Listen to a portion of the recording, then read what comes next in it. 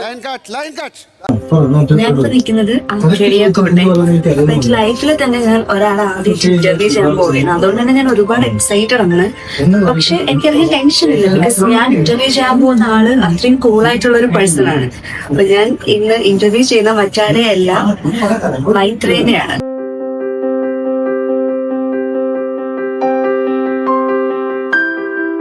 മൈത്രേൻ എന്ന വ്യക്തി എല്ലാവർക്കും അറിയുന്നതാണ്.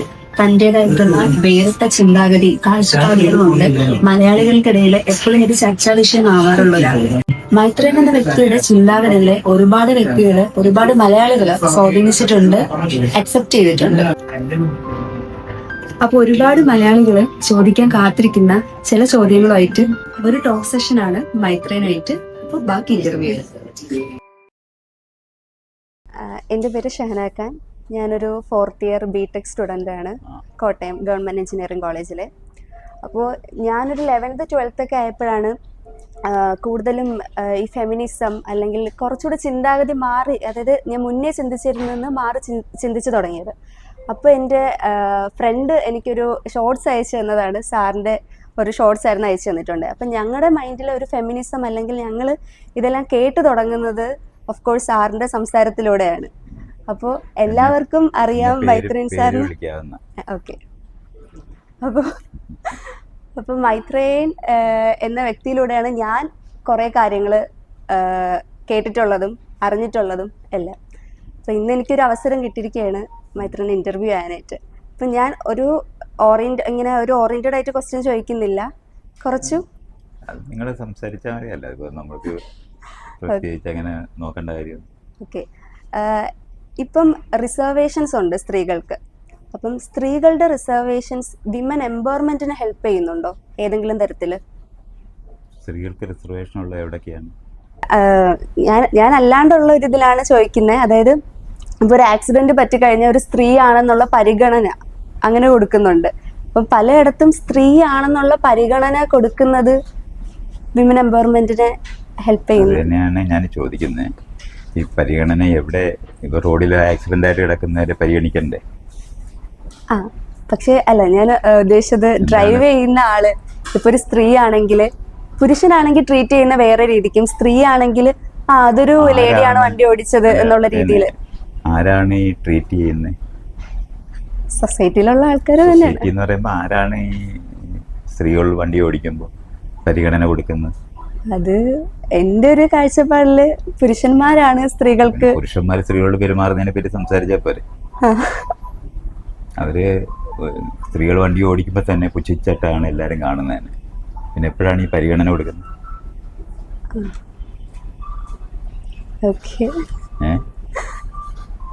നമ്മളിങ്ങനെ പുരുഷന്മാർ പറയുന്ന കേട്ടിട്ട് നമ്മളങ്ങനെ പറയരുത്. അതൊക്കെ നിങ്ങൾ ചെയ്തത്. സൊസൈറ്റി എന്ന് പറഞ്ഞാൽ കുറെ പുരുഷന്മാർ പറയുന്നതല്ലേ. അവർക്ക് വണ്ടി ഓടിക്കാൻ അറിഞ്ഞുകൂടാന്നാണ്. പിന്നെ പുരുഷന്മാർക്ക് സ്ത്രീകളിൽ താല്പര്യമുണ്ട്, അതുകൊണ്ട് അവർ കാണിക്കുന്ന പരിഗണന മാത്രം അത്. അല്ലാതെ അത് പണ്ടേ ഇങ്ങനെ ഡാംസൽ ഇൻ ഡിസ്ട്രസ് എന്ന് ഇംഗ്ലീഷിൽ പറയുന്ന ഒരു സാധനമാണ്.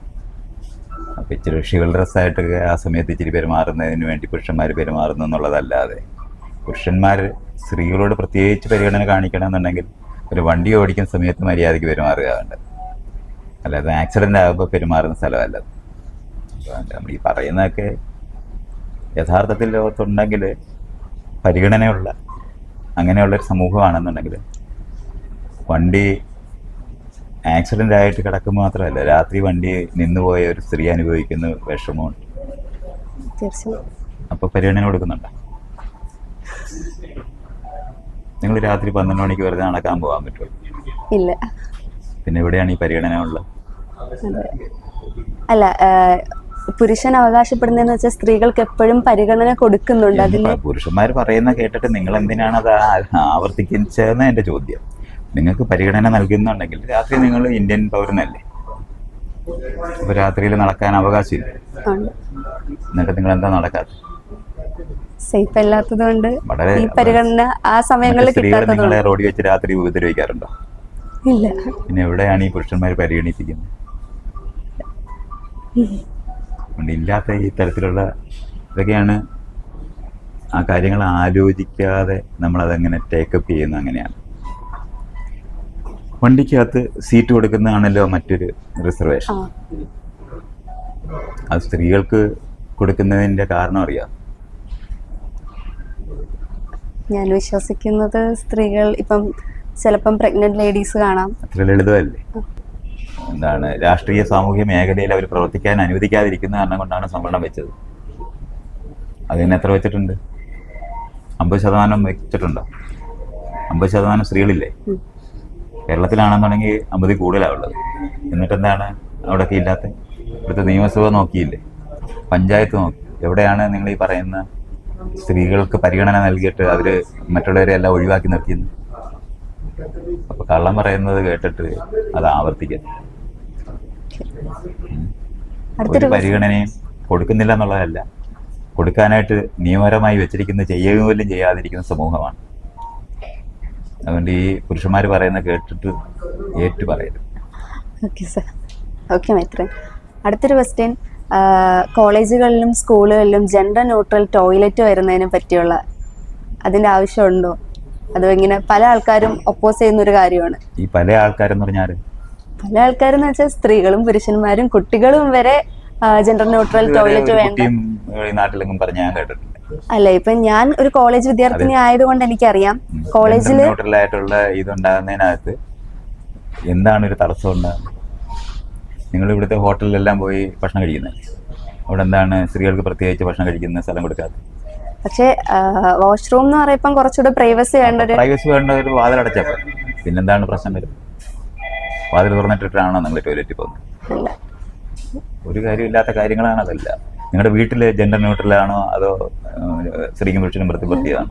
ജെൻഡർ ന്യൂട്രലാണ്. ജെൻഡർ ന്യൂട്രലാണ്. പിന്നെ എന്തിനാണ് ഇതൊക്കെ സംസാരിക്കുന്നത്? ഇത് ഞാൻ പറയുന്നില്ല, പുരുഷന്മാർ പറയുന്നത് കേട്ടിട്ട് ആവർത്തിക്കരുത്.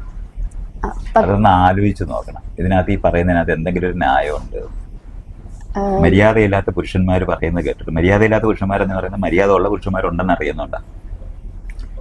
അവർ പറയുന്നത് കേട്ടിട്ട് അവരുടെ ആനുകൂല്യങ്ങൾക്ക് വ്യത്യാസം വരുന്ന കാരണം കൊണ്ട് അവർ ശരിക്കും പറഞ്ഞ വിവേചനത്തോടെ പെരുമാറണമെന്ന് ആഗ്രഹിക്കുന്നുണ്ട്. പ്രൈവസി വേണമെന്നുണ്ടെന്നുണ്ടെങ്കിൽ നിങ്ങൾ വാതിലടച്ചാൽ മതി.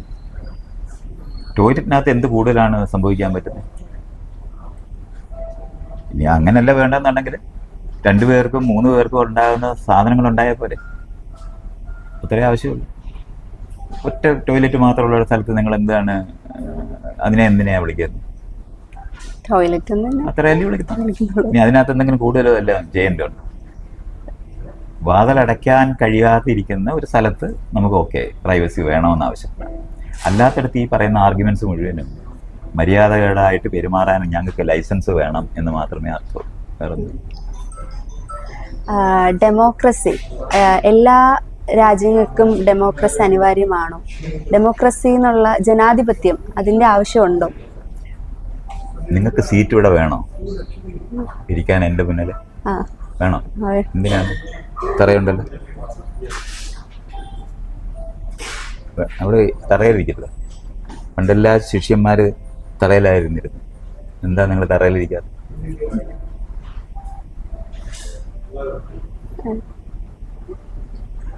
ശിഷ്യര് കാലൊക്കെ തടയൊക്കെ ഇരിക്കണ്ടേ? എൻ്റെ മുമ്പിൽ നിങ്ങൾക്ക് ഇങ്ങനെ ഇരിക്കാനുള്ള അവകാശം എന്താ? Human rights. എന്ത് റൈറ്റ്? സ്ത്രീകൾക്ക് എന്ത് റൈറ്റാ ഉള്ളത്? സ്ത്രീകൾക്ക് റൈറ്റ്സ്, സ്ത്രീകളല്ല ഹ്യൂമൻസിന് റൈറ്റ്സ് ഉണ്ട്. ഹ്യൂമൻസിന് റൈറ്റ് ഉണ്ട്.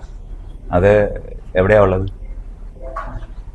എല്ലായിടങ്ങളിലും. എല്ലായിടത്തും എവിടെയാ ഉള്ളത്? എല്ലായിടങ്ങളിലും വേണം എന്നാണ്. അപ്പൊ വേണമെന്നുണ്ടെങ്കിൽ അപ്പൊ ഡെമോക്രസി വേണമെന്ന് പിന്നെ ഇനി ചോദിച്ചു നോക്കിയേ. എന്താ വേണോ വേണ്ടേ? പിന്നെന്തിനാണ് ഈ ചോദ്യം ആദ്യമേ തന്നെ ചോദിച്ചു? ഡെമോക്രസി എല്ലായിടം വേണോ വേണ്ടേ? മൈത്രന്റെ ഒപ്പീനിയൻ അറിയാനായിട്ട്. എന്റെ ഒപ്പീനിയൻ അല്ല, ആവശ്യമാണോ അതിന്? നിങ്ങൾക്ക് അവിടെ ഒരു സീറ്റ് ഉള്ളത്, അവിടെ ഇരിക്കണ്ട, നിങ്ങൾ തറയിലിരുന്നാൽ മതി എന്ന് പറയുന്ന സംസ്കാരത്തിൽ ഇരുന്നാൽ മതി എന്നുള്ളതാണ് ചോദ്യം. അപ്പൊ ഡെമോക്രസി എല്ലായിടവും വേണോ വേണ്ടേ എന്ന് ചോദിക്കുന്ന ചോദ്യം എങ്ങനെ ഉണ്ടായി?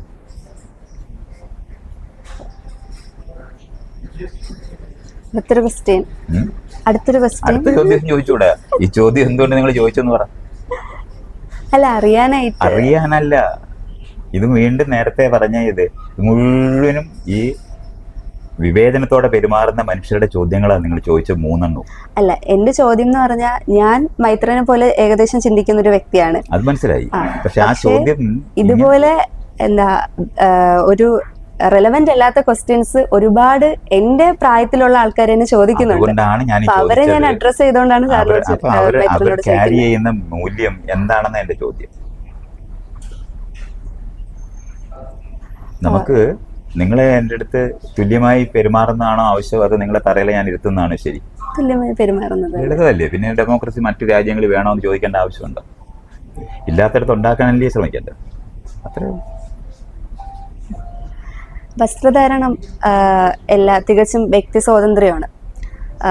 എന്ന ഒരു സൊസൈറ്റിയിലോട്ട് നമ്മൾ ഇറങ്ങി ചെല്ലപ്പം നമ്മൾ സിറ്റുവേഷണൽ ഡ്രസ്സിങ്ങിന്റെ ആവശ്യമുണ്ടോ? മോഡസ്റ്റി ഇൻ ഡ്രസ്സിങ് അതിൽ എങ്ങനെയാണ് കാണുന്നത്? ഇതൊക്കെ സ്ത്രീകളെ പറ്റി പറയുന്നത്. മോഡസ്റ്റി എന്ന് പറയുന്ന വാക്ക് തന്നെ എന്താ അർത്ഥം? നിങ്ങളിപ്പോ മൊഡസ്റ്റ് ആണോ? നിങ്ങൾ മൊഡസ്റ്റ് ആയിട്ടാണ് ഇപ്പൊ ഇരിക്കുന്നത്? എന്റെ ഇതിൽ ഞാൻ മോഡസ്റ്റ് ആണ്, പക്ഷെ വേറൊരാളെ ഇതില് ഞാൻ മോഡസ്റ്റ് ലളിതമല്ലേ? വീണ്ടും മറ്റുള്ളവർക്ക് നിങ്ങൾ എന്ത് വസ്ത്രം ധരിക്കുന്നു എന്നുള്ളത് സന്ദർഭത്തിന് അപ്രോപ്രിയേറ്റ് എന്ന് പറയുന്ന യുക്തിയൊക്കെ പറയാറുണ്ട്.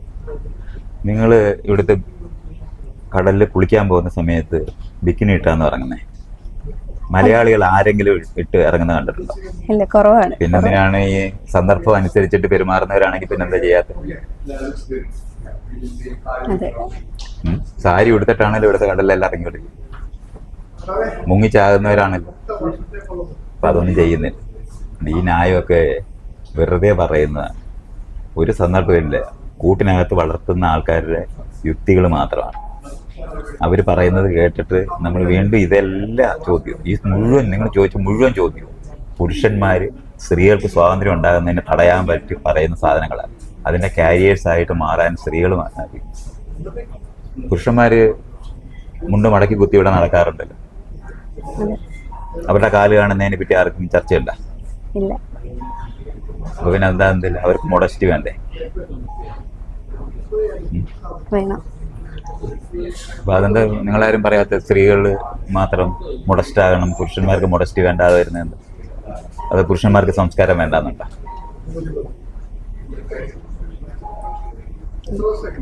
അതുകൊണ്ടാണ് ഇതൊക്കെ മനസ്സിലാക്കണം. ഇങ്ങനത്തെ യാതൊരു ഒരു മര്യാദയില്ലാത്ത ഒരു സമൂഹത്തിനകത്ത് അവർ മറ്റുള്ളവരെ ഭരിക്കാൻ വേണ്ടി ഉണ്ടാക്കിയിട്ടുള്ള ആശയങ്ങൾ നമ്മളത് ക്യാരി ചെയ്ത് അത്രയും മനസ്സിലാക്കിയാൽ മതി.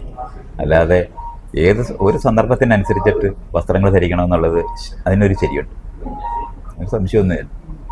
പക്ഷെ മൂടി പതിച്ച് നടക്കുന്നതിന് വേണ്ടി ഒരു സംസ്കാരം ഉണ്ടാകേണ്ട ആവശ്യമുണ്ട്. തീർച്ചയായും ആളെ തിരിച്ചറിയാൻ വയ്യാത്ത വസ്ത്രം ധരിപ്പിക്കേണ്ട ആവശ്യമുണ്ട്. അപ്പൊ അതൊന്നും മൊഡസ്റ്റ് ഒന്നുമല്ല. അത്രയും അറിയണം. നമുക്കെല്ലാവർക്കും അറിയാം. നമുക്ക് ഇഷ്ടമുള്ള പോലെ വസ്ത്രം ധരിക്കുന്ന സമയത്ത് അപ്പുറത്തിരിക്കുന്നവർക്ക് ബുദ്ധിമുട്ടുണ്ടാകുന്ന തരത്തിൽ വസ്ത്രം ധരിക്കുക എന്ന് പറഞ്ഞ ഒരു കാര്യമുണ്ടോ? അപ്പുറത്തിരിക്കുന്ന ഒരാൾക്ക് എന്ത് തരത്തിലാണ് ബുദ്ധിമുട്ടുണ്ടാകുന്നത്?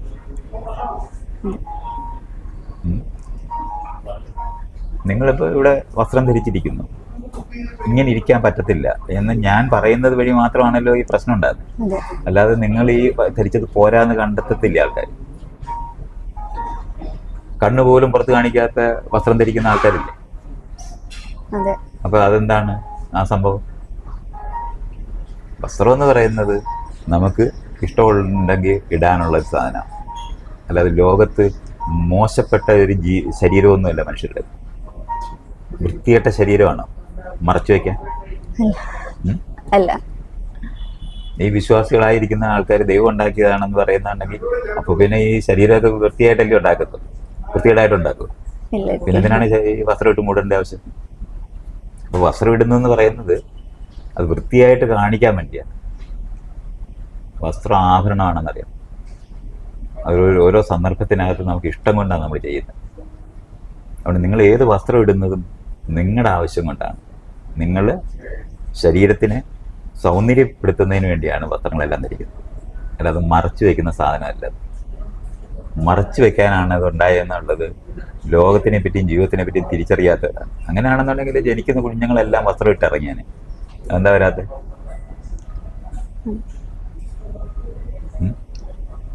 എന്തുകൊണ്ടാണ് കുഞ്ഞുങ്ങൾ ജനിക്കുമ്പോൾ വസ്ത്രം ഇട്ട് വരാത്ത?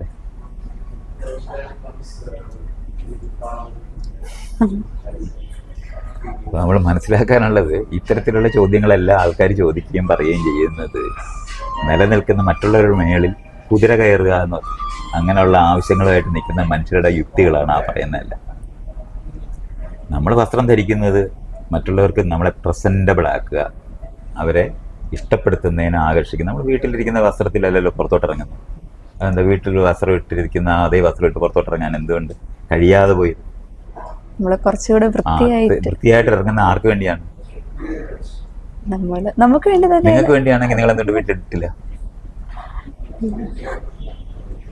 വീട്ടിലും വൃത്തിയായിട്ടാണ്. അപ്പൊ പിന്നെ വീട്ടിലിരുന്ന് വൃത്തിയായിട്ടിരിക്കുമ്പോ നിങ്ങൾ ഇറങ്ങി പോകാത്ത എന്താ? അപ്പൊ സാർ നേരത്തെ പറഞ്ഞതല്ലോ കുറച്ചുകൂടെ പ്രസന്റബിൾ ആയി. അപ്പൊ മറ്റുള്ളവർക്ക് വേണ്ടി തന്നെയാണ് അതെല്ലാം ചെയ്യുന്നതെന്ന് പറയണം. ആളുകൾ പറയും എന്റെ കോൺഫിഡൻസിന് വേണ്ടിയാണ്, എന്റെ ഇഷ്ടത്തിന് വേണ്ടിയാണെന്നൊക്കെ ന്യായം പറയുമ്പോൾ വീട്ടിൽ രാവിലെ എണ്ണീറ്റിരുന്ന് ഈ സീരിയലിനകത്ത് പെണ്ണുങ്ങൾ ഒരുങ്ങിയിരിക്കുന്ന പോലെ എന്തായാലും നാട്ടിലാരും ചെയ്യാറില്ല. ഉറങ്ങി ഉണരുമ്പോൾ കണ്ണെല്ലാം എഴുതി പൊട്ട് തൊട്ടിട്ടാണല്ലോ സീരിയൽ വരുന്നത്.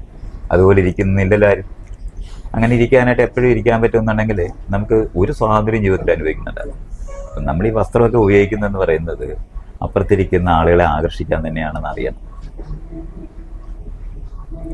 ആ വസ്ത്രം ഇടുന്നതും വസ്ത്രത്തിൻ്റെ എല്ലാ തരത്തിലുള്ള ഡിസൈനും അത് കുറച്ചാക്കുന്നതും കൂട്ടുന്നതും ഒക്കെ ആകർഷിക്കാൻ. വസ്ത്രത്തിൻ്റെ ഉപയോഗം എന്തുകൊണ്ടാണ് വസ്ത്രം സാമൂഹ്യമായ മാന്യത വരുത്തിയത് എങ്ങനെയാണെന്നറിയോ? അറിയാം. ഇല്ല. വസ്ത്രം അടിമകൾക്ക് ഇടാൻ അനുവദിച്ചിട്ടില്ല.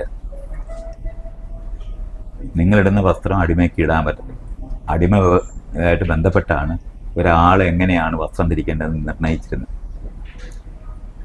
രാജാക്കന്മാർക്ക് ടാക്സ് കൊടുത്തിട്ടായിരുന്നു നല്ല വസ്ത്രങ്ങൾ ഇടുന്നത്. ടാക്സ് കൊടുക്കാതെ ആ വസ്ത്രം ഇടാൻ പറ്റത്തില്ല. ബട്ടൺസ് ഇടണമെന്നുണ്ടെങ്കിൽ അതിന് ടാക്സ് കൊടുക്കും, സ്ലീവ് ഉണ്ടെങ്കിൽ അതിന് ടാക്സ് കൊടുക്കും, ഷർട്ട് ഇടണമെങ്കിൽ ടാക്സ് കൊടുക്കും. ഇങ്ങനെ കാശ് കൊടുത്ത് ടാക്സ് കൊടുത്ത് ധരിക്കുന്ന വസ്ത്രം ധനമുള്ളവരുടെ സ്ഥിതി, അവരുടെ അവസ്ഥ, സാമൂഹികമായ അവസ്ഥ വലുതാണെന്ന് കാണിക്കാൻ വേണ്ടിയായിരുന്നു വസ്ത്രങ്ങൾ ധരിക്കുന്നത്. അപ്പോഴാണ് അത് പദവിയോട് ബന്ധപ്പെട്ട് വന്നത്. അങ്ങനെ ഒരു വസ്ത്രം നിങ്ങൾ ധരിക്കണമെന്നുണ്ടെങ്കിൽ സമൂഹത്തിനകത്ത് നിങ്ങൾക്ക് ആധിപത്യം, ധനം കൊണ്ടോ അധികാരം കൊണ്ടോ ബലം കൊണ്ടോ ഒക്കെ ആധിപത്യമുള്ളവർക്ക് ഇടാനുള്ള വസ്ത്രം, എല്ലാ വസ്ത്രവും നിങ്ങൾക്ക് എല്ലാവർക്കും ഇടാനൊക്കത്തില്ല. ആ ഇടാൻ വരാതിരിക്കുന്നുണ്ട്. വസ്ത്രം പദവിക്ക് തുല്യമായി മാറിയത് കൊണ്ടാണ് വസ്ത്രം ഉപയോഗിക്കുക എന്ന് പറയുന്നത്, വസ്ത്രം ഊരുക എന്ന് പറയുന്നത് അപമാനമായി മാറിയത്. അപ്പോൾ ഷർട്ടൊക്കെ ഊരണം എന്ന് പറയുമ്പോൾ അപമാനം അനുഭവിക്കും എന്ന് പറഞ്ഞാൽ നമ്മുടെ പദവി നഷ്ടപ്പെട്ടു എന്നുള്ളതാണ്. അല്ലാതെ അത് നമ്മുടെ എന്തെങ്കിലും ആവശ്യമുള്ളത് കൊണ്ടൊന്നും, നമ്മുടെ ശരീരം മോശമായതുകൊണ്ടല്ല, നമുക്ക് പദവി നഷ്ടപ്പെട്ടു എന്നുള്ളതാണ്.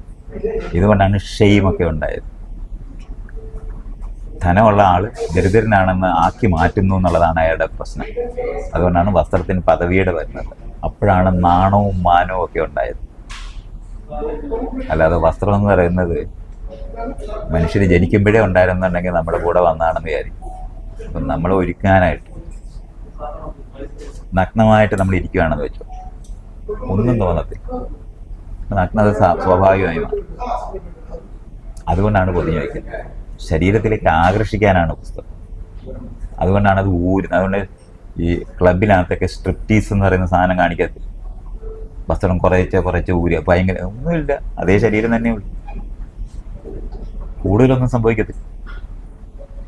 ഇതൊക്കെ നമ്മളിങ്ങനെ മനുഷ്യരുണ്ടാക്കിയെടുത്തിട്ടുള്ള ലോകങ്ങളാണ്. അതിന് വേറെ മീനിങ് ഒന്നുമില്ല. അല്ലാതെ വസ്ത്രം എന്ന് പറഞ്ഞാൽ ഭയങ്കര സംഭവമല്ല. നമുക്ക് ചുറ്റുപാടുമുള്ള, നമുക്ക് നമ്മുടെ കൂട്ടുകാരായിരിക്കുന്നവർ, നമ്മുടെ ചുറ്റുപാടുമുള്ളവരെ അവർക്ക് ഇമ്പ്രസ് ചെയ്യാൻ വേണ്ടിയാണ് നമ്മൾ പലതരത്തിലെ വസ്ത്രങ്ങൾ ധരിക്കുന്നത്. എല്ലാ ആഭരണങ്ങളാണല്ലോ, നിങ്ങളുടെ ദേഹത്ത് കിടക്കുന്ന മുഴുവൻ ആഭരണങ്ങളാണ് ആകർഷിക്കാനുണ്ടാക്കിയത്. മറ്റുള്ളവർക്ക് പ്രസന്റബിൾ ആകും, അല്ല അതിനകത്ത് വേറെ അർത്ഥമൊന്നുമില്ല. ഇനി മകൾ കനി കുസൃതി താങ്കളുടെ ചിന്താഗതിയിൽ നിന്നും വേറിട്ട് ചിന്തിക്കുന്ന ഒരാളായിരുന്നെങ്കിൽ എങ്ങനെ ട്രീറ്റ് ചെയ്യുമായിരുന്നു? അവള് വേറിട്ട് ചിന്തിക്കുന്ന ആള് തന്നെയാണല്ലോ ഇപ്പോഴും. എന്നാൽ കംപ്ലീറ്റ്ലി അഗൻസ്റ്റ് ആയിരുന്നെങ്കിൽ എങ്ങനെ വരുമായിരുന്നു നിങ്ങളുടെ ആ ഒരു ബോണ്ട് റിലേഷൻഷിപ്പ്? കംപ്ലീറ്റ്ലി അഗൻസ്റ്റ് ആയിരിക്കുന്ന ഒരാൾ നമ്മള് വേണ്ടെന്ന് തീരുമാനിക്കത്ര. അങ്ങനെ അത് സാധ്യമാണോ? സാധ്യമാണ്. വെടിവെച്ച് കൊല്ലുന്നവരുടെ നാട്ടിലെ എത്രയോ മക്കളെ മുഴുവൻ തല്ലിക്കൊല്ലുന്ന അമ്മയച്ഛന്മാരും അല്ലേ ഉള്ളു. ഈ ഇടയ്ക്ക് എങ്ങാണ്ട് ആരുടെയൊക്കെ കൊന്നില്ല. ഞാൻ ഉപേക്ഷിക്കത്തില്ല. മാറി ചിന്തിക്കാൻ മറ്റുള്ളവർക്ക് ദ്രോഹകരമായ പ്രവൃത്തി ചെയ്യുന്ന ഒരാളാണെങ്കിൽ ഉപേക്ഷിക്കും. മാറി ചിന്തിക്കാൻ ഉപദേശിക്കുമോ? ഇല്ല, അതൊക്കെ 18 വയസ്സിന് മുമ്പ് നമ്മൾ വളർത്തുമ്പോൾ ചെയ്യുന്ന പണിയാണ്. അതിനുശേഷം അവർ സ്വതന്ത്രമായ വ്യക്തികളാണ്. അല്ല, പിന്നെ ഉപദേശിക്കുന്നതൊക്കെ പോലീസിൻ്റെ പണിയാണ്, എൻ്റെ പണിയാണ്. Thank you.